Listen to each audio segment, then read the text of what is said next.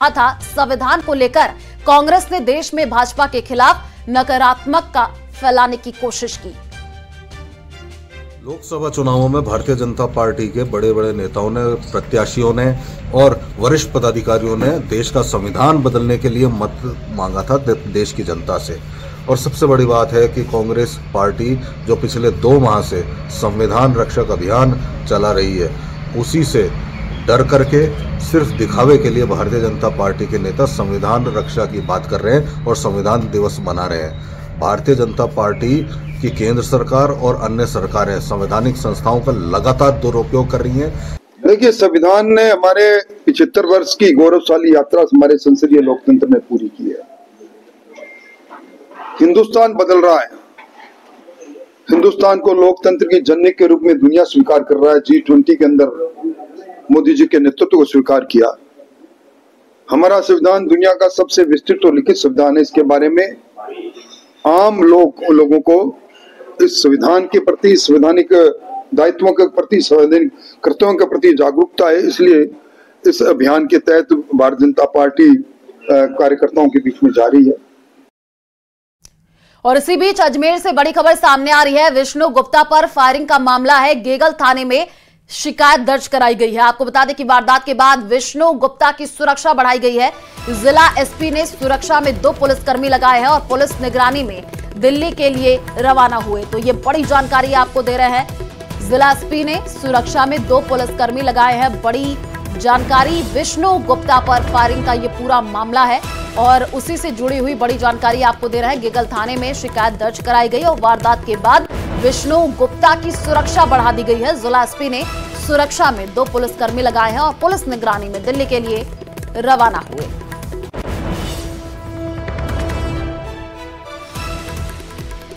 ज्यादा जानकारी के लिए संवाददाता अशोक हमारे साथ जुड़ चुके हैं। अशोक, सुरक्षा बढ़ा दी गई है विष्णु गुप्ता की, जानकारी क्या है पूरे मामले में? जी बिल्कुल, आज सुबह जब दिल्ली जाते समय विष्णु गुप्ता पर, उनकी गाड़ी पर फायरिंग हुई थी। उस फायरिंग को लेकर उन्होंने एफआईआर दर्ज कराई है। इस एफआईआर के बाद अब उनकी सुरक्षा भी बढ़ा दी गई है। पहले एक जो है गार्ड मिला था, लेकिन वह भी जो है अजमेर तक ही उनको मुहैया कराया गया था। लेकिन अब जो है उनकी सुरक्षा बढ़ाते हुए 2 गार्ड उन्हें जो है दिए गए हैं। वो दोनों गार्डों की मदद से ही वो दिल्ली जा पाएंगे।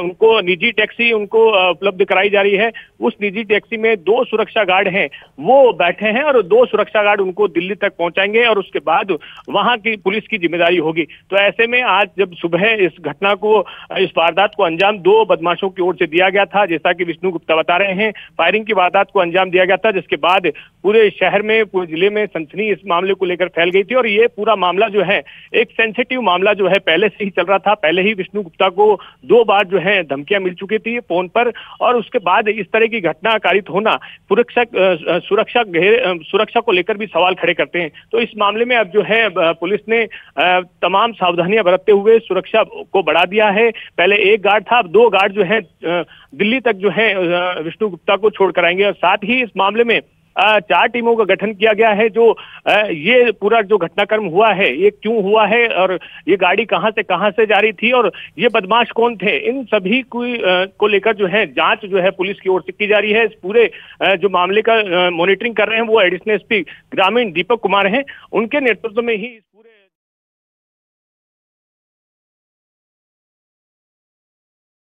रखिए, आगे भी आपसे अपडेट लेंगे। फिलहाल शुक्रिया तमाम जानकारी साझा करने के लिए।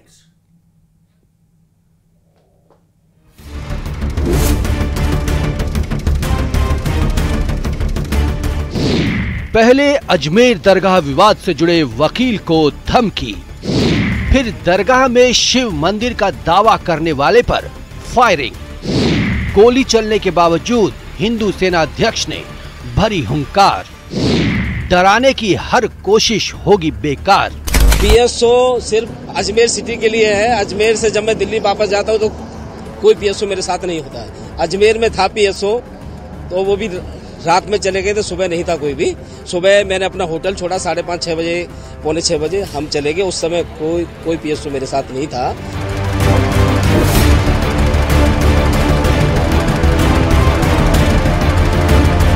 हिंदू सेना के राष्ट्रीय अध्यक्ष विष्णु गुप्ता कहते हैं कि उन्हें जिस बात की आशंका थी वो सच साबित हो रही है। इसके बावजूद वो अपने कदम पीछे नहीं खींचेंगे। अजमेर दरगाह का सच दुनिया के सामने लाकर रहेंगे। कोई बात नहीं, नई सुरक्षा में कोई दिक्कत नहीं, भगवान का आशीर्वाद हमारे साथ है। जैसे आज गोली भी चली है, लगी है, मारने की दृष्टि से आए लेकिन गोली नीचे लगी है, तो हम डरने वाले नहीं है। अजमेर दरगाह का जो केस है जिम्मेदारी से हम लड़ेंगे और ये गोली उन्हीं लोगों ने चलाई है जो नहीं चाहते अजमेर दरगाह की सच्चाई सारी दुनिया के सामने आए।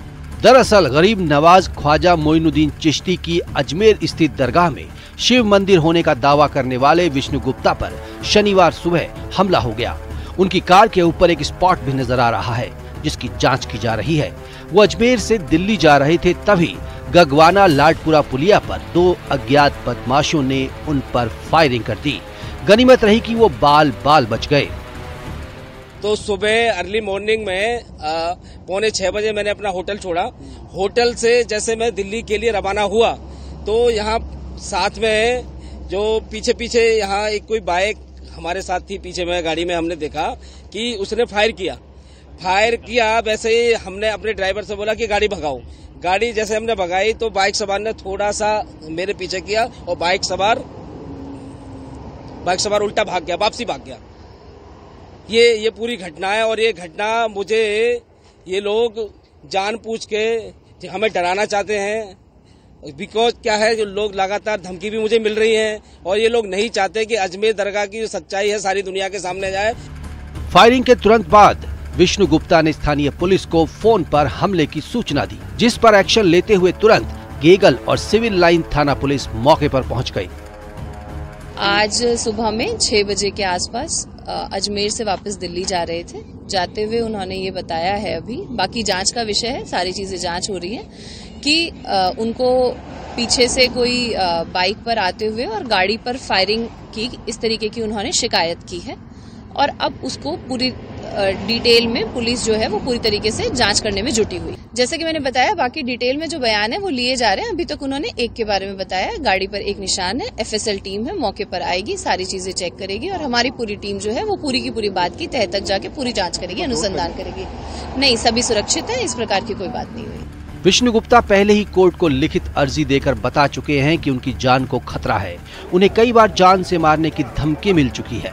इसी के चलते शुक्रवार को कोर्ट में सुनवाई के दौरान भी गिने चुने लोगों को ही एंट्री दी गई थी, लेकिन शनिवार को दिल्ली जाते समय 2 अज्ञात बदमाशों ने उनकी कार पर फायरिंग कर दी।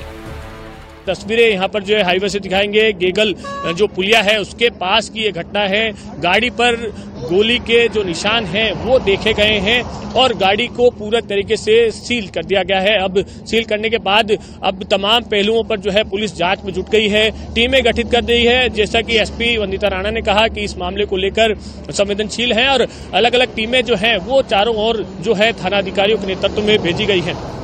न्यूज़ 18 राजस्थान के लिए अजमेर से अशोक सिंह राठी की रिपोर्ट।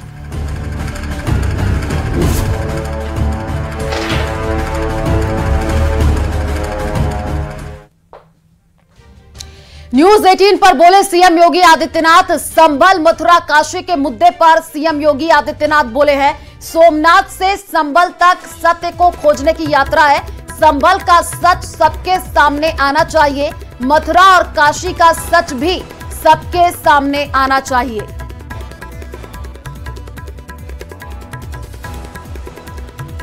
तो editor in chief Rahul Joshi से खास एक सवाल मैं थोड़ा अलग तरीके से पूछना चाह रहा हूं। इधर मोहन भागवत जी ने कहा कि हर मस्जिद के नीचे हमें मंदिर नहीं खोजना चाहिए। संभल के परिप्रेक्ष्य में आप इसको कैसे देखते हैं? देखिए, संभल से मतलब नहीं था। तो देखिए, आपने देखा होगा उसके बाद ऑर्गेनाइजर ने भी और पांचजन्य ने भी इस बात को बहुत स्पष्ट से कहा था कि सोमनाथ से संभल तक इस सत्य को खोजने की एक यात्रा है। सरदेव सरसंघ चालक जी ने जो बात कही है वह उन लोगों के लिए एक संदेश है जो लोग सस्ती लोकप्रियता हासिल करने के लिए अनावश्यक रूप से हर एक मुद्दे को जबरन उठाने का प्रयास कर रहे हैं। हमें उन मुद्दों को देखना होगा जिसमें सच्चाई हो और जो सद्भाव के माहौल में जिसको वार्ता के माध्यम से आगे बढ़ाया जा सकता हो। अनावश्यक रूप से हर एक मामले में विवाद की स्थिति खड़ा करना आज के समय में उचित नहीं। लेकिन हाँ, जो सत्य है उस सत्य से पीछे हटने की भी आवश्यकता नहीं। तो संभल में, मथुरा में आपका काम चालू रहेगा, मंदिर वहां? मैं क्या कह रहा हूं ना, संभल में सच सामने आना चाहिए जी, मथुरा और काशी का सच भी सबके सामने आना चाहिए। तो गणतंत्र दिवस की पूर्व संध्या पर संबोधन, देश का नाम, राष्ट्रपति का संबोधन, सीधे लाइव तस्वीर आपको दिखाते हैं। बुनियादी जरूरतों को अधिकार माना गया है। वंचित वर्गों के लिए, विशेष रूप से अनुसूचित जातियों, अनुसूचित जनजातियों तथा अन्य पिछड़े वर्गों की सहायता के लिए सभी प्रयास किए जा रहे हैं। अनुसूचित जातियों के युवाओं के लिए प्री मैट्रिक और पोस्ट मैट्रिक छात्रवृत्तियां, राष्ट्रीय फेलोशिप, विदेशी छात्रवृत्तियां, छात्रावास और कोचिंग सुविधाएं दी जा रही है। प्रधानमंत्री अनुसूचित जाति अभ्युदय योजना द्वारा रोजगार और आमदनी के अवसर उत्पन्न कर अनुसूचित जातियों के लोगों की गरीबी को तेजी से कम किया जा रहा है। अनुसूचित जनजाति समुदायों के सामाजिक एवं आर्थिक विकास के लिए विशेष योजनाएं बनाई गई है, जिनमें धरती आबा जनजातीय ग्राम उत्कर्ष अभियान और प्रधानमंत्री जनजातीय आदिवासी न्याय महाअभियान PM जनमन शामिल है। विमुक्त, घुमंतु और अर्ध घुमंतु समुदाय के लिए विकास एवं कल्याण बोर्ड का गठन किया गया है। पिछले एक दशक में सड़कों और रेल मार्ग, बंदरगाह और लॉजिस्टिक हब्स सहित फिजिकल इंफ्रास्ट्रक्चर के विकास पर बल दिया गया है। इससे एक ऐसा मजबूत आधार विकसित हो गया है जो आने वाले दशकों में विकास को संबल प्रदान करेगा। सरकार ने वित्त के क्षेत्र में जिस तरह से प्रौद्योगिकी का उपयोग किया है वो एक मिसाल है। डिजिटल भुगतान को विभिन्न विकल्पों के साथ साथ प्रत्यक्ष लाभ हस्तांतरण की प्रणाली ने समावेशन को बढ़ावा दिया है, जिससे बड़ी संख्या में लोगों को फॉर्मल सिस्टम में शामिल किया जा सका है। इसके कारण सिस्टम में अभूतपूर्व पारदर्शिता भी आई है। इस प्रक्रिया में कुछ वर्षों के दौरान ही हमने एक ऐसा मजबूत डिजिटल पब्लिक इंफ्रास्ट्रक्चर विकसित कर लिया है जो विश्व की श्रेष्ठतम संरचनाओं में से एक है। इंसॉल्वेंसी और चलिए रुक करते हैं अगली खबर की ओर। टोंक से बड़ी खबर सामने आ रही है। शिक्षा मंत्री मदन दिलावर का औचक निरीक्षण देखने को मिला है। निवाई के पहाड़ी गांव मदन दिलावर पहुंचे और मंत्री ने ग्राम पंचायत कार्यालय का निरीक्षण किया। गांव के हालात देखकर ग्रामीणों से बातचीत भी की है। गंदगी और कीचड़ देख करके नाराजगी मंत्री ने जताई है। पाइपलाइन के लिए खोदे गए को जल्द से जल्द भरने के निर्देश दिए हैं। तो ये बड़ी जानकारी आपको दे रहे हैं। शिक्षा मंत्री मदन दिलावर का औचक निरीक्षण टोंक में देखने को मिला है। तस्वीरें भी आपको टीवी स्क्रीन पर दिखा रहे हैं। गंदगी और कीचड़ देख करके मंत्री ने नाराजगी जताई है।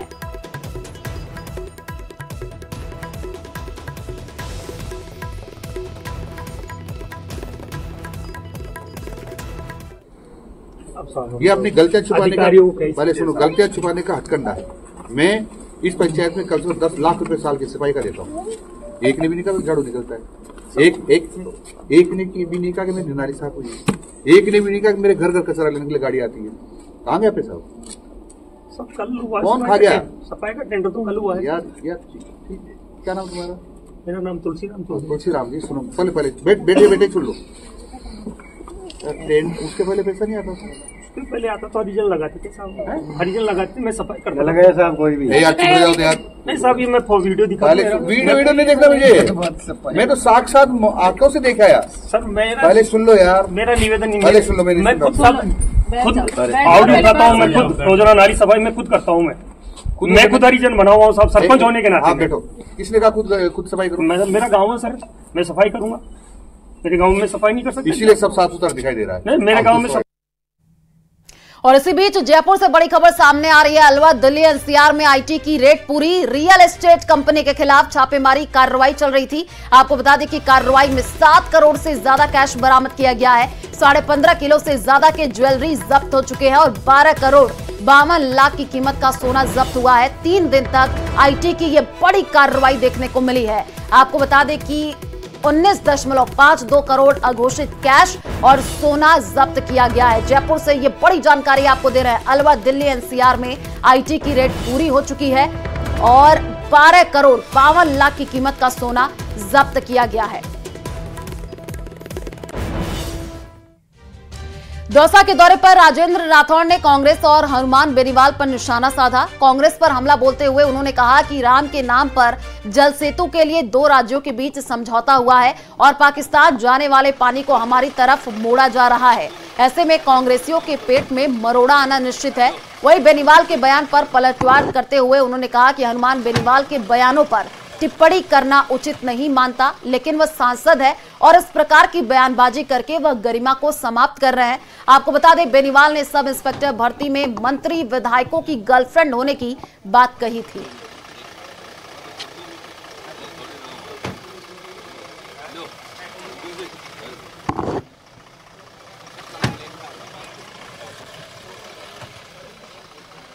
हनुमान बेनीवाल जी क्या बयान किस लक्ष्य के साथ दे, उन पर टिप्पणी करने का मैं उचित नहीं मानता।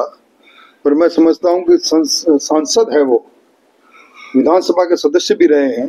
इस प्रकार के बयानबाजी करके और उनको उस गरिमा को समाप्त नहीं करना चाहिए। बिना कोई बुनियाद के, बिना कोई तथ्य के हवा में बात उछाल देना, ये एक तरह से संसदीय लोकतंत्र में जहां हमारे चुने प्रतिनिधियों का बड़ा की बात को लोग गौर से सुनते हैं, उसमें हास करने का काम वो कर रहे हैं। अजमेर में भी बीजेपी जिला अध्यक्ष का निर्विरोध निर्वाचन हुआ। अजमेर शहर में रमेश सोनी, वहीं अजमेर देहात से जीतमल प्रजापत को जिला अध्यक्ष बनाया गया। इसकी घोषणा प्रदेश अध्यक्ष मदन राठौड़ ने की और दोनों को जिला अध्यक्ष बनने की शुभकामनाएं भी दी। इस दौरान उन्होंने कहा कि धरातल पर संगठन को और मजबूत करेंगे।